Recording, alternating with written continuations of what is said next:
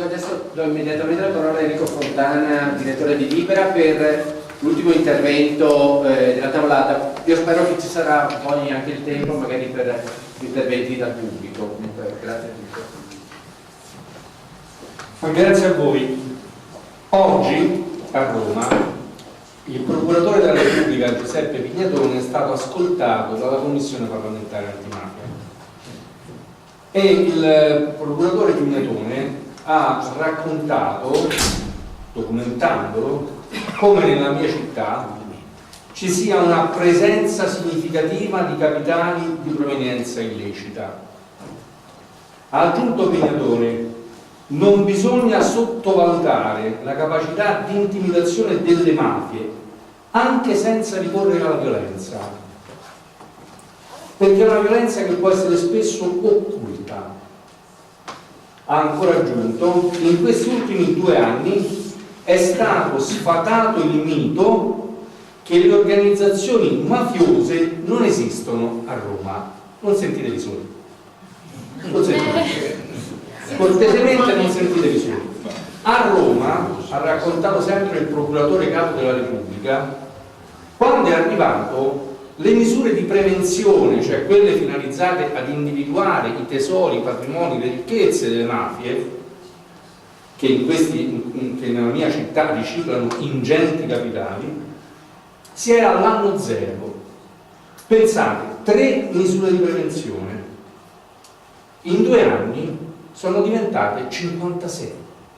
A Roma si sta sequestrando di tutto: hotel importanti da nomi prestigiosi, bar e caffè nel pieno centro storico, davanti al Senato, davanti al Palazzo Chigi, a Montecitorio. Si sta sequestrando di tutto, e mentre le attività commerciali sane chiudono, perché ce la vedi, falliscono, questi bar, queste pizzerie, questi luoghi restano lì in piedi, non ci va magari nessuno, perché non è importante poi alla fine della fiera quello che si incassa, è importante quello che si ricicla.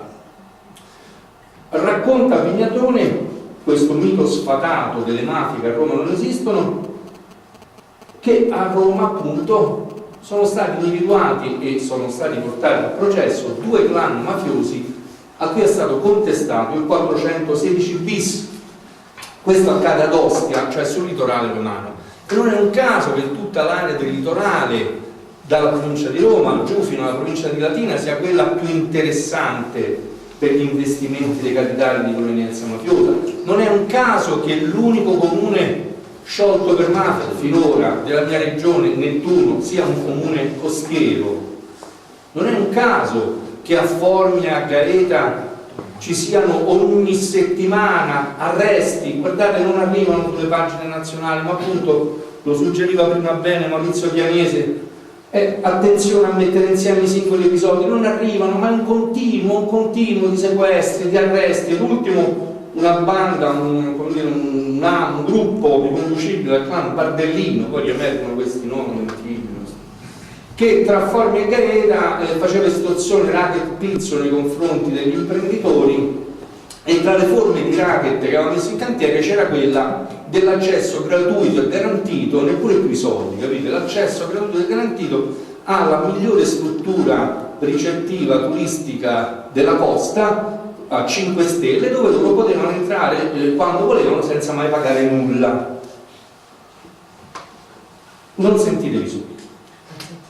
Tutti noi, guardate, vogliamo capire, senza mai generalizzare, senza avere verità in tasca, perché non ce le ha nessuno. C'è una frase che ripete spesso Don Luigi Ciotti, che è una specie di mantra: se trovate qualcuno che ha capito tutto, salutatelo e cambiate strada, perché c'è da capire, c'è da capire. Per aiutarci a capire possono servirci documenti e gli atti istituzionali? Penso di sì, perché un altro difetto che c'è in questo benedetto paese è che quando alcune verità vengono scritte in atti istituzionali, quindi non sono il frutto di un lavoro faticoso di inchiesta giornalistica o di denunce di un'associazione ambientalista o di Libera, che per carità con massima stima sempre le associazioni cittadine siamo, ma atti istituzionali sembra che non li legge nessuno. Non interessa. Non interessa evidentemente leggere, è consultabile tranquillamente e comodamente su internet, che nella relazione conclusiva della Commissione parlamentare antimafia della precedente legislatura, quella commissione abbia scritto, parlando del Veneto, che in Veneto è ancora diffusa una certa sottovalutazione della presenza dei gruppi criminali e della loro pericolosità. Ha aggiunto che non c'è solo questa sottovalutazione, ma nel sistema economico-finanziario di questa regione mancano garanzie di rispetto della legalità e di tenuta del sistema dei controlli. Ha aggiunto che su 250 segnalazioni di operazioni finanziarie sospette nel secondo semestre del 2012, una è arrivata da un commercialista e una da un notaio, su 250, con il rispetto per i commercialisti e per i notari. Ha aggiunto che in Veneto i settori di principale interesse delle mafie sono l'edilizia, i rifiuti, il gioco d'azzardo, il turismo. Ha spiegato questa relazione che le mafie in Veneto svolgono funzioni o di agenzie di servizio o di imprese. È stato coniato dalla Commissione parlamentare antimafia lo slogan suggestivo delle mafie che delocalizzano nel nord-est. No, dico, questa è la regione delle delocalizzazioni precedenti. Avete subito una delocalizzazione mafiosa, ma non lo dice Libera, Legambiente, il giornalista coscienzioso, poi c'è una forma maniacale, non lo dice la Commissione parlamentare antimafia. È possibile che non se ne prende atto? Possibile mai che di fronte a queste pagine la Regione Veneto non ricostituisca l'osservatorio regionale sui temi della lotta alle mafie? Ma come si fa? Come si fa? Aggiunge ancora la Commissione antimafia che tutto quello che vi stiamo dicendo non sarebbe possibile senza corruzione, omertà, complicità di insospettabili colletti bianchi e di uomini in cerniera. E allora di che stiamo parlando? Cortesemente nessuno si senta offeso se si parla di mafia nel Veneto nord, nel Veneto orientale, eppure ho letto prima di venire qui chi si sente offeso, chi accusa, magari chi è accanto a me in questo nostro incontro, di voler infangare il nome di Caorle. Cortesemente, ma di che stiamo parlando? Nessuno si senta offeso se qualcuno denuncia i rischi che si corrono, anzi al contrario, per non dover leggere, come ho letto io oggi pomeriggio, che nella mia città il procuratore capo della Repubblica scrive finalmente, dice finalmente che si è sfatato il mito che a Roma le mafie non esistono. Dopo che noi per anni abbiamo cercato di farci ascoltare dicendo attenzione che le mafie a Roma ci sono, esistono, investono, gestiscono il racket, il pizzo, il gioco d'azzardo, i traffici di droga, per anni, capite? Però eravamo quelli che facevano allarmismo. Adesso vorrei incontrare quelli che ci accusavano di essere allarmisti e leggergli le dichiarazioni del procuratore capo della Repubblica. Sarà diventato un allarmista pure Pignatone, chi lo sa? Arriviamoci prima, tenendo gli occhi aperti.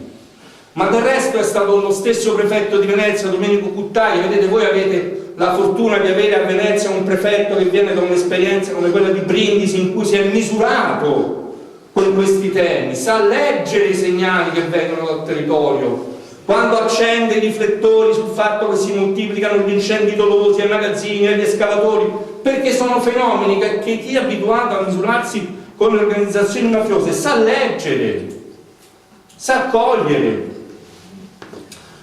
Guai davvero a sentirsi soli, ve lo dico proprio col cuore aperto, guai a sentirsi soli, a perdere fiducia nelle istituzioni, nel lavoro prezioso. È stato già detto che fanno le forze dell'ordine e la magistratura. Certo, chiediamogli anche una diversa sensibilità, un diverso impegno. Chiediamolo, perché siamo preoccupati da questi fenomeni. Oppure accedere alla paura, alla rassegnazione, a quel misto di disperazione e avidità, questo mix micidiale che poi apre le porte a mafie, perché noi ci dobbiamo dire anche le verità un po' scomode per noi, un po' scomode per noi, perché le mafie creano consenso, la corruzione crea consenso, sono scorciatoie che magari ti viene la voglia di percorrere, soprattutto quando soffri la crisi economica. ma sono scorciatoie che portano in un vicolo cieco. Lo sappiamo, basta guardare la realtà dei territori dove le mafie sì esercitano e hanno esercitato un potere asfissiante. Pensate al Casertano, alla Terra dei Fuochi, a quella terra in cui sono finiti anche i rifiuti che sono stati prodotti in questa regione, e a come è stata ridotta quella terra, e ai morti che si piangono ora. Questo è il segno delle terre di mafia. Questo lasciano le terre di mafia ai cittadini, alle comunità. Il deserto, la distruzione, il saccheggio. Vedete, noi andremo a Latina, e concludo, noi andremo a Latina come Libera tutti insieme il 22 di marzo. Perché Latina? Perché anche questa era una terra di confine, è stata considerata a lungo una terra dove le mafie non c'erano, una terra ricca Latina, guardate, ricca di agricoltura, ricca d'ambiente, ricca di tradizioni. Tra l'altro Latina parla al Veneto, perché tanti vostri concittadini sono andati a bonificare quella terra. Ci sono legami fortissimi tra il Veneto e Latina, le bonifiche di allora. Latina oggi è una terra segnata dalle presenze dell''ndrangheta e della camorra, segnata. Latina è una terra di abusivismo edilizio, di caporalato in agricoltura, di impoverimento. Ci andiamo, dovremmo essere tantissimi. Io mi auguro che dal Veneto in tanti sentiate, magari avete pure parenti, sentiate il richiamo della provincia di Latina per esserci, perché noi abbiamo bisogno di una reazione civica, credeteci, c'è bisogno a Caorle come nel resto del paese di una reazione civica che si faccia davvero tutti insieme la nostra parte, perché mai come in questo periodo di crisi economica e sociale le mafie sono forti, loro sono più forti perché hanno i soldi dei traffici di droga. Lo ricordava prima Bettini, l'ultima operazione fatta tra la Calabria e la Sicilia, non vi sarà sfuggito, dalla Polizia di Stato italiana e dell'FBI, ha riguardato traffici di eroina, miliardi di euro che possono essere iniettati nel sistema economico. Facciamo la nostra parte per pretendere da chi fa impresa, da chi ha ruoli politici e istituzionali, di fare di più. Il 416 ter, il voto di scambio politico-mafioso che il Senato ha approvato e che la Camera deve approvare per colpire le convenienze delle mafie, le convenienze del voto di scambio politico-mafioso, l'introduzione dei delitti contro l'ambiente, l'ha già ricordato Rossella, ma reati nuovi, l'autoriciclaggio, ripristinare il falso in bilancio come delitto. Insomma, abbiamo bisogno anche di norme che rendano più efficace questa reazione alle mafie e alla corruzione. Anche i piccoli episodi vanno letti in questo scenario più grande, e a me viene da essere solidale, ma davvero col cuore, ai consiglieri comunali che sono qui accanto a me, allo stesso sindaco di Caorle. Mi viene di essere solidale perché immagino la tensione, la preoccupazione, la paura che si deve avere. Ma di che cosa vi stupite di fronte a un investimento così importante in un contesto del genere? Sarebbe strano il contrario, sarebbe strano se non accadesse nulla. È importante la reazione che ci deve essere, e questa sala così attenta, al di là delle nostre chiacchiere, è un bel segno di reazione, e un amministratore di una comunità di questa sala deve essere orgoglioso, perché è fatta da cittadini che vogliono capire. Grazie.